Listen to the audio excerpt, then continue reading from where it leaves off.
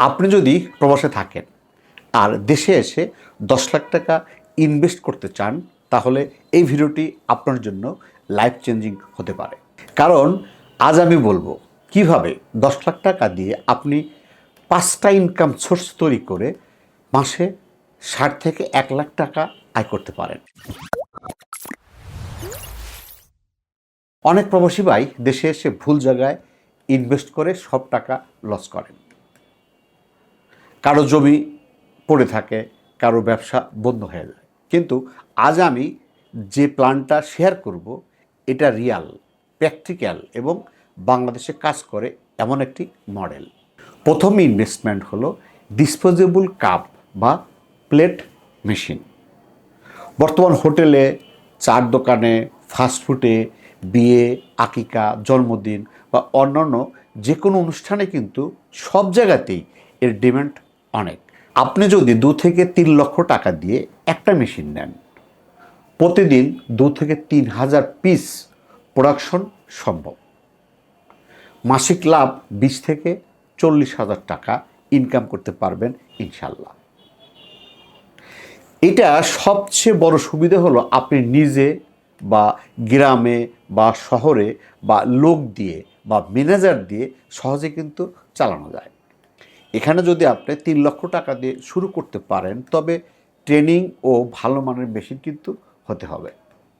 মার্কেটেও ভালোভাবে করতে হবে। গ্রাম বা শহরের দোকানগুলোতে প্রতিনিয়তই ভিজিট করতে হবে। কারণ এক এক এলাকার মালের চাহিদা এক এক রকম। আপনার এলাকায় প্লেট, কাপ বা যেটা আমরা বলি, সেটা কিন্তু এক এক এলাকার এক একটা কিন্তু চলে। অতএব আপনি আগে মার্কেটিং যাচাই করবেন যে কোন কাগজ দিয়ে আপনি কাপ বা প্লেটটা তৈরি করবেন, সেই কাগজে কিন্তু আপনি মার্কেটে আসতে হবে। আবার দেখতে হবে যে আপনি যে মেশিনটা নিয়ে এসছেন মেশিন ঠিক আছে কি না। এছাড়াও আপনার এলাকায় দেখা গেছে যে পার পিস 2 টাকা পিস চলে, আপনি সেখানে ভালো কাগজ দিয়ে তৈরি করতেছেন, তাহলে কিন্তু হবে না। অতএব আপনার এলাকাটাকে, আপনার এলাকার মার্কেটটাকে আপনি কিন্তু যাচাই করতে হবে। এইখানে আপনি 3 লাখ টাকা ইনভেস্ট করলেই হবে। দ্বিতীয় ইনভেস্টটা হলো একটা ছোট্ট কিন্তু আপনার গাড়ি লাগবে।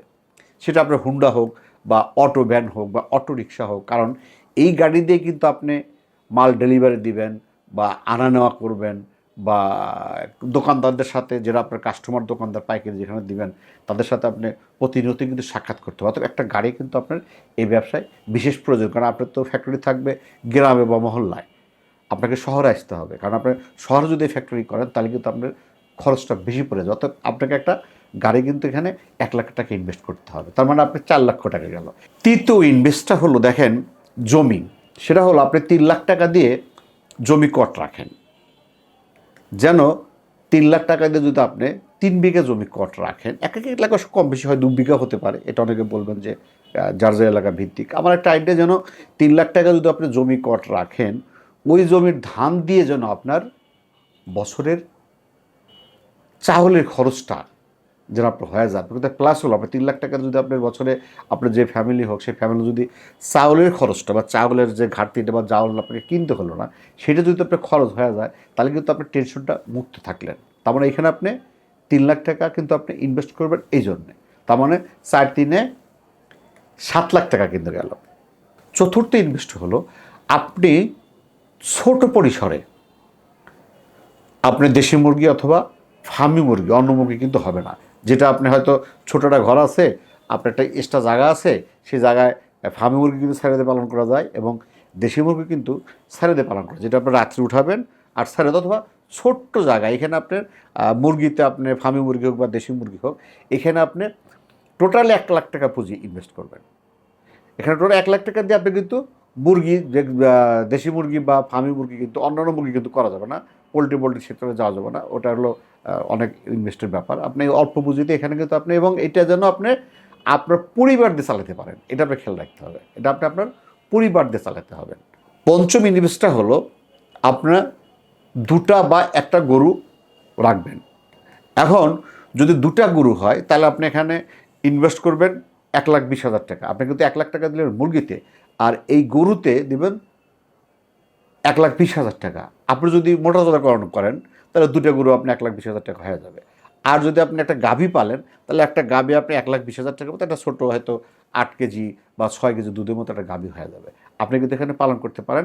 গাভী থেকে দেখা গেল আপনার যে দুধ দিয়ে যদি 5 কেজিও দুধ হয়, 5 লিটারও দুধ হয়, সেটা দুধ দিয়ে আপনার একটা সংসারের এক্সট্রা খরচ বা গরু খরচটা হয়ে গেল, কিন্তু বছর শেষে কিন্তু একটা গাভীর বাছুর বা বাচ্চা পাওয়া যাবে। আর যদি আপনি 2টা বাছুর কেনেন, সে বাছুর 3 মাস বা 4 মাস পালন করে আপনি সেটাকে সেল করে দিলেন, আপনার কাছে কিন্তু থাকলো আর 80,000 টাকা। এটা হলো আপনার কর বেকার। দেখেন একটা, যদিও আপনার আদার্স আরও কিছু আপনার কাছে ইনভেস্ট পুঁজি থাকবে, তাছাড়াও এটা আপনার এই 80,000 টাকা থাকলো, 80,000 টাকা, 10 লাখ টাকা 80,000 টাকা রাখলেন, আপনার হয়তো জরুরি কোনো খরচ আছে, ব্যবসার সমস্যা হতে পারে, বা শারীরিক অসুস্থ হতে পারে, বা এই মুরগিগুলোর এক্সট্রা খাবার টাবার দেওয়া লাগতে পারে। এগুলো কিন্তু এই জন্য 80,000 টাকা রাখলে একটা আপনার মনের মধ্যে একটা কিন্তু থাকে, বা বিশ্বাস থাকে যে আপনার কাছে কিছু ক্যাশ খরচের আছে। এছাড়াও দেখেন, আমি যে পুঁজিগুলোর কথা বললাম, এগুলো কিন্তু ফুললি ব্যবসার মধ্যে কিন্তু পারপাসে বললাম, এক্সট্রা কিন্তু না। আপনি যে টাকাগুলো ইনভেস্ট করতে বললাম ফুললি তার মধ্যে, যেমন আপনি মুরগি খামার করছেন, মুরগি খামারে ফুললি কিন্তু আপনার ওই 1 লাখ টাকার মধ্যে আপনি 80,000 টাকা বা 70,000 টাকা খাবার খরচ বা আদার্স খরচের মধ্যে কিন্তু আপনাকে ফেলতে হবে, কারণ আপনার তো যেটা পুঁজি আছে 10 লাখ, এর মধ্যে আপনাকে সারতে হবে। এখন দেখেন, সবগুলো যদি আমরা যোগ দিই, যদি ভাই আমরা যোগ দিই, আনুমানিক একটা যোগ দিই, তবে আমার একটা মনে হয় যদি আপনি কাপ মেশিন যেটা আপনি বললেন যদি ভালোভাবে চালাতে পারেন, এখান থেকে মাসে 30,000 টাকা আসা কিন্তু সম্ভব, ইজিলি সম্ভব।